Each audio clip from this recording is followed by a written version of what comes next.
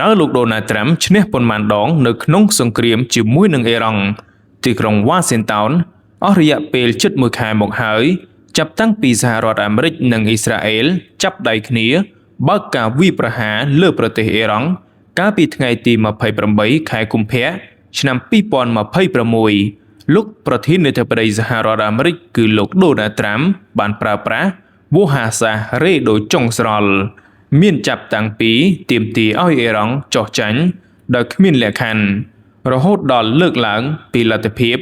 នៃការឈានដល់កិច្ចព្រមព្រៀងបញ្ចប់សង្គ្រាមខណៈមនុស្សខ្លះជឿថានេះគឺជាសង្គ្រាមចិត្តសាស្ត្រលោកដូណាល់ត្រាំបានប្រកាសថាអ៊ីរ៉ង់បង្កការគំរាមកំហែងបន្ទាន់ដល់សហរដ្ឋអាមេរិកប៉ុន្មានខែបន្ទាប់ពីលោកខ្លួនឯងបានអះអាងថាសហរដ្ឋអាមេរិកបានគំទេចសមត្ថភាពនុយក្លេអ៊ែររបស់អ៊ីរ៉ង់ក្នុងការវាយប្រហាររោងចក្រនុយក្លេអ៊ែរអ៊ីរ៉ង់កាលពីខែមិថុនាឆ្នាំ2025លោកដូណាល់ត្រាំបានផ្ដល់ហេតុផលជាច្រើនដើម្បីបញ្ជាក់ពីភាពត្រឹមត្រូវនៃការសម្រេចចិត្តប្រើប្រាស់កម្លាំងយោធាទៅលើប្រទេសអ៊ីរ៉ង់លោកដូណាល់ត្រាំបានទាមទារឲ្យអ៊ីរ៉ង់ចុះចាញ់ដោយគ្មានលក្ខខណ្ឌហើយបានសង្កត់ថាលោកបានឈ្នះសង្គ្រាមតាំងតែថ្ងៃបើកសង្គ្រាមដំបូងមកម្លេះកាលពីចុងសប្តាហ៍កន្លងទៅលោកបានប្រកាសថាលោកមានកិច្ចសន្ទនាប្រកបដោយផ្លែផ្កាជាមួយនឹងប្រទេសអ៊ីរ៉ង់ដំបូងឡើយក្រសួងការបរទេសអ៊ីរ៉ង់បានច្រានចោលការលើកឡើងរបស់លោកដូណាល់ត្រាំតែប្រព័ន្ធផ្សព្វផ្សាយរបស់អ៊ីរ៉ង់រាយការណ៍ដោយទទួលស្គាល់ថាសហរដ្ឋអាមេរិកជាអ្នកចាប់ផ្ដើមកិច្ចសន្ទនាមុនប៉ុន្តែឥឡូវកងទ័ពលោតឆាត់យងរបស់អាមេរិក 2000 នាក់មកពីកងពលលោតឆាត់យងលេខទី82ត្រូវបានរាយការណ៍ថាកំពុងតែត្រៀមលក្ខណៈសម្រាប់ការដាក់ពង្រាយទៅកាន់តំបន់មជ្ឈិមបូព៌ាបន្ទាប់ពីលោកត្រាំបានបដិសេធម្ដងហើយម្ដងទៀតដោយមិននិយាយថាតើលោកនឹងបញ្ជូនទ័ពថ្មើរជើងចូលទៅកាន់ប្រទេសអ៊ីរ៉ង់ឬក៏យ៉ាងណាឡើយសំណួរសួរថាតើលោកដូណាល់ត្រាំអាចឈ្នះប៉ុន្មានដងនៅក្នុងសង្គ្រាមជាមួយនឹងអ៊ីរ៉ង់ក្នុងការបង្ហោះមួយលើបណ្ដាញទំនាក់ទំនងសង្គម Trust Social កាលពីថ្ងៃទី7ខែមីនាឆ្នាំ2026លោកត្រាំបាននិយាយថាយើងមិនត្រូវការអ្នកផ្សេងចូលរួមនៅក្នុងសង្គ្រាមនេះទេព្រោះយើងបានឈ្នះរួចបាត់ទៅហើយពីថ្ងៃក្រោយមកលោកត្រាំស្រាប់តែនិយាយថាសហរដ្ឋអាមេរិកមានការងារជាច្រើនទៀតដែលត្រូវបង្ហើយយើងកំពុងតែសម្រេចបានភាពរីកចម្រើនដ៏ធំមួយឆ្ពោះទៅរកការសម្រេចគោលដៅយោធារបស់យើងទាំងស្រុងហើយមនុស្សមួយចំនួនអាចនិយាយថាវាជិតសម្រេចបានហើយនេះជាការគូសបញ្ជាក់របស់លោកនៅឯសន្និសីទសារព័ត៌មានមួយកាលពីថ្ងៃទី9ខែមីនាឆ្នាំ2026ពីថ្ងៃបន្តមកលោកត្រាំបានប្រកាសពីជ័យជំនះសារជាថ្មីលោកត្រាំបានលើកឡើងនៅឯពិធីជួបជុំមួយរបស់អ្នកគាំទ្រនៅឯទីក្រុង Hebron នៅក្នុងរដ្ឋ Kentucky កាលពីថ្ងៃទី11ខែមីនាឆ្នាំ2026ថាយើងបានឈ្នះហើយខ្ញុំសូមប្រាប់អ្នកថាយើងបានឈ្នះហើយអ្នកដឹងទេអ្នកមិនចូលចិត្តពីការនិយាយអំពីជ័យជំនះលឿនពេកនោះទេតែយើងបានឈ្នះតាំងពីដើមទីមកម្លេះទាំងនេះគឺគ្រាន់តែជាឧទាហរណ៍ខ្លះៗពីការនិយាយចុះឡើងរបស់លោកដូណាល់ត្រាំថាតើសហរដ្ឋអាមេរិកបានឈ្នះឬមិនទាន់បានឈ្នះក្នុងសង្គ្រាមតែប៉ុណ្ណោះអស់រយៈពេលជិត1ខែកន្លងមកនេះសង្គ្រាមជាមួយនឹងប្រទេសអ៊ីរ៉ង់លោកដូណាល់ត្រាំបានអះអាងមិនចប់ពីជ័យជំនះក្នុងនោះមានទាំងជ័យជំនះខាងយោធាឬជ័យជំនះខាងមូលដ្ឋានឬឈ្នះតាមរយៈរូបភាពជាច្រើនផ្សេងទៀតតែមានពេលខ្លះលោកដូណាល់ត្រាំក៏បានសារភាពដែរថាសង្គ្រាមកំពុងតែបន្តធ្វើឡើងហើយសហរដ្ឋអាមេរិកមិនទាន់ទទួលបានជ័យជំនះគ្រប់គ្រាន់នោះទេនិងត្រូវការពេលខ្លះដើម្បីបង្ហើយវាកាលពីថ្ងៃទី24ខែមិនិនាឆ្នាំ2026លោកដូណាល់ត្រាំបានត្រឡប់មកនិយាយសារជាថ្មីថាសហរដ្ឋអាមេរិកបានឈ្នះសង្គ្រាមហើយយើងបានឈ្នះសង្គ្រាមនេះហើយ អ្នកដែលចង់ឲ្យសង្គ្រាមបន្តកើតឡើងមានតែពួកសារព័ត៌មានคล้ายៗតែប៉ុណ្ណោះនេះជាការបន្ថែមរបស់លោកដូណាល់ត្រាំចេញពីវិមានពងក្រពើនៃសេតវិមានដែលគ្មានលក្ខខណ្ឌឬកិច្ចព្រមព្រៀងលោកដូណាល់ត្រាំបានទាមទារឲ្យអ៊ីរ៉ង់ចុះចាញ់ដោយគ្មានលក្ខខណ្ឌនៅក្នុងការបង្ហោះមួយលើបណ្ដាញទំនាក់ទំនងសង្គមរបស់លោកកាលពីថ្ងៃទី6ខែមីនាឆ្នាំ2026ការទាមទារនេះធ្វើឡើងក្នុងពេលដែលគ្មាននរណាម្នាក់ដឹងនោះទេថាតើរបបដឹកនាំរបស់អ៊ីរ៉ង់អាចនឹងដួលរលំឬក៏យ៉ាងណាអំឡុងប៉ុន្មានថ្ងៃកន្លងមកនេះនៃការវាយប្រហាររបស់សហរដ្ឋអាមេរិកនិងអ៊ីស្រាអែលលើសពីនេះទៅទៀតលោកដូណាល់ត្រាំបានលើកឡើងពីកិច្ចព្រមព្រៀងមួយក្នុងក្តីស្រមៃជាមួយអនាគតមេដឹកនាំថ្មីរបស់អ៊ីរ៉ង់ដែលសហរដ្ឋអាមេរិកនឹងមានតួនាទីមួយនៅក្នុងការជ្រើសរើសនៅក្នុងបទសម្ភាសន៍ជាមួយនឹងសារព័ត៌មាន CBS News នៅថ្ងៃបន្ទាប់លោកដូណាល់ត្រាំបាននិយាយថាអ៊ីរ៉ង់បានសុំចុះចាញ់ក្រោយប្រធាននាយកដ្ឋានគឺលោក Masoud Pezeshkian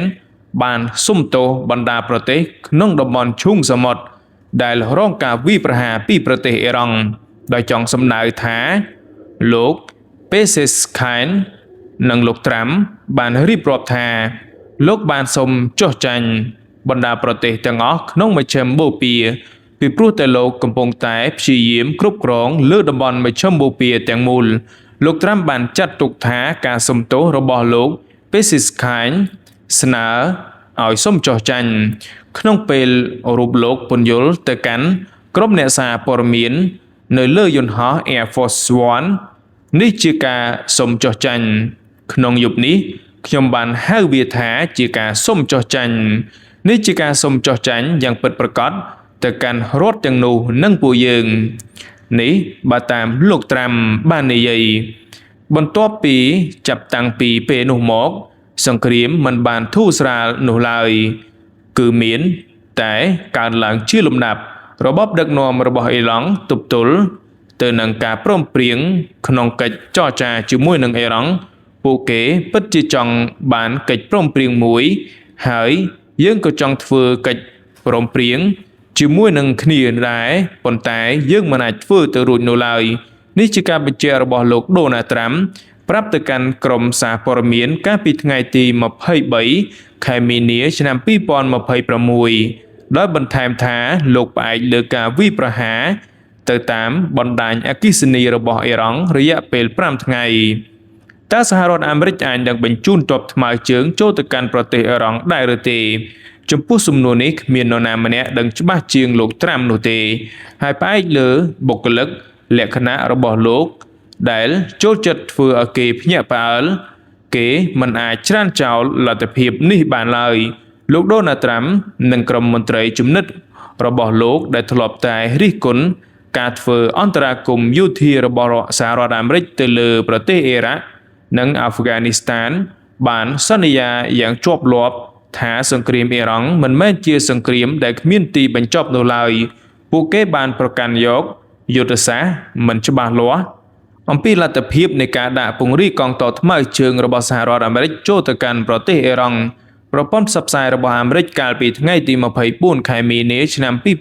2026បានរាយការណ៍ថាកងទ័ពលូតឆាតរបស់សហរដ្ឋអាមេរិកជាង 2000 នាក់ពីកងពលលូតឆាតសហរដ្ឋអាមេរិកលេខទី82កំពុងតែត្រៀមលក្ខណៈសម្រាប់ការដាក់ពង្រាយទៅកាន់តំបន់មជ្ឈិមបូព៌ាខណៈសហរដ្ឋអាមេរិកគឺប្រធានាធិបតីលោកដូណាល់ត្រាំកំពុងតែពិចារណាលើជម្រើសបន្ទាប់ក្នុងសង្គ្រាមអ៊ីរ៉ង់នៅពេលត្រូវបានសាកសួរពីលទ្ធភាពនៃការដាក់ពង្រាយកងទ័ពថ្មើរជើងរបស់លោកដូណាល់ត្រាំជារឿយៗតែងតែឆ្លើយតបជាមួយនឹងការចំអកឡកលើយទៅកាន់អ្នកដែលសួរទាំងនោះតួយ៉ាងសារព័ត៌មាន Fox News ម្នាក់ចោទសួរថាតើសហរដ្ឋអាមេរិកអាចនឹងដណ្ដើមគ្រប់គ្រងកោះខាករបស់អ៊ីរ៉ង់លោកដូណាល់ត្រាំបានឆ្លើយថានេះជាសំណួរដ៏ល្ងងខ្លៅកាលពីថ្ងៃទី23ខែមីនាឆ្នាំ2026នៅពេលដែលអ្នកសារព័ត៌មានបានលើកឡើងពីសេចក្តីរាយការណ៍អំពីការដាក់ពង្រាយកងទ័ព Marine របស់សហរដ្ឋអាមេរិកពីរដ្ឋ កាលីហ្វ័រញ៉ាឆ្ពោះទៅតំបន់មជ្ឈមបូព៌ានិងបានសួរថាតើកងម៉ារីនទាំងនេះអាចនឹងត្រូវបានប្រើដើម្បីគ្រប់គ្រងច្រកសមុទ្រហូម៉ូសដែរឬក៏យ៉ាងណាលោកដូណាល់ត្រាំបានឆ្លើយថាប្រសិនបើអ្នកជឿខ្ញុំហើយខ្ញុំសួរអ្នកនៅសំណួរនេះតើអ្នកជឿថាខ្ញុំនឹងផ្ដល់ចម្លើយឲ្យអ្នកសួរដូចឈួតគូបញ្ជាក់ផងដែរថាលោកដូណាល់ត្រាំបាននិយាយនៅថ្ងៃអង្គារទី24ខែមីនាថាសហរដ្ឋអាមេរិកកំពុងតែធ្វើឲ្យមានភាពរីកចម្រើនក្នុងកិច្ចខិតខំប្រឹងប្រែងចរចាបញ្ចប់សង្គ្រាមជាមួយនឹងប្រទេសអ៊ីរ៉ង់